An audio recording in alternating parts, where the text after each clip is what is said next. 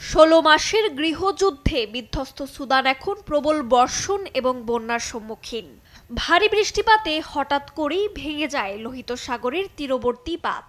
এতে দেখা দেয় চরম বিপর্যয়। এরই মধ্যে বহু গ্রাম ভেসে গেছে। এতে একের পর এক বাড়তে থাকে প্রাণহানির সংখ্যা। এখনো নিখোঁজ অনেকে, চলছে তল্লাশি অভিযান। পাহাড়ে আশ্রয় নেয়া আটকে পড়া মানুষদের উদ্ধারে চেষ্টা চালাচ্ছে বিমান বাহিনী। তবে মৃতের সংখ্যা আরও বাড়তে পারে বলে আশঙ্কা করছে কর্তৃপক্ষ। মানুষ গাড়িতে আটকে ছিল, তাদের বের করার চেষ্টা হয়েছে, কিন্তু বের করা যায়নি। বাঁধে ভাঙনের পর এলাকার সব বাড়িঘর ভেসে গেছে, সবকিছু ভেসে গেছে। সেনাপ্রধান আব্দুল ফাত্তাহ আল বুরহান বন্যায় ক্ষতিগ্রস্ত এলাকা পরিদর্শন করে সেনাবাহিনীর ফেডারেল এবং রাষ্ট্রীয় সংস্থাগুলোকে দুর্গতদের পাশে থাকার আহ্বান জানান। আরবাত নামের এই বাঁধের ধারণ ক্ষমতা ২৫ মিলিয়ন কিউবিক মিটার। পোর্ট সুদানের উপকূলীয় শহরে অবস্থিত এটি দেশটির পানীয় জলের প্রধান উৎস। ভারী বৃষ্টিতে বাঁধ ধসে দেখা দেয় ভয়াবহ বন্যা।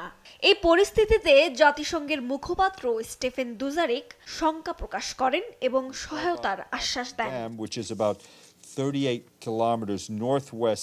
এখনো অনেকে নিখোঁজ। ভাঙনের ফলে বাঁধের নিচে বন্যার সৃষ্টি হয়েছে। ২০টি গ্রাম ব্যাপক ক্ষয়ক্ষতির সম্মুখীন। হাজার হাজার ঘরবাড়ি ধ্বংস হয়েছে। আশঙ্কা করা যাচ্ছে পরিস্থিতি আরো খারাপ হবে। ভারী বৃষ্টিপাতে সুদানে একটি বড় ফাইবার অপটিক কেবলেরও ক্ষতি হয়েছে। এতে টানা দ্বিতীয় দিনের মতো দেশের বেশ কয়েকটি এলাকায় যোগাযোগ বিচ্ছিন্ন রয়েছে। গত জুন মাসের শেষ দিকে সুদানে ভারী বৃষ্টি ও বন্যা হচ্ছে। জাতিসংঘের মানবিক কার্যক্রম সমন্বয় দপ্তরের তথ্য মতে বৈরী আবহাওয়ায় সুদানের ১৬টি রাজ্যে প্রায় ৫৬,৪৫০ পরিবার ক্ষতিগ্রস্ত। বেশি ক্ষতিগ্রস্ত হয়েছে উত্তর দারফুর, নীলনদ ও পশ্চিম দারফুর রাজ্য। যুদ্ধ বিধ্বস্ত সুদানে আগে থেকেই মানবিক সংকট চলছিল। বন্যা পরিস্থিতি তা আরও জটিল করল।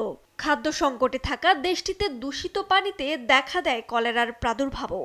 এমন পরিস্থিতি আর বৈরী আবহাওয়া দেশটির খাদ্য ঘাটতিকে আরও বাড়িয়ে তুলবে বলে আশঙ্কা বিশেষজ্ঞদের। রজনী রহমান, নিউজ ডেস্ক, দেশ টিভি।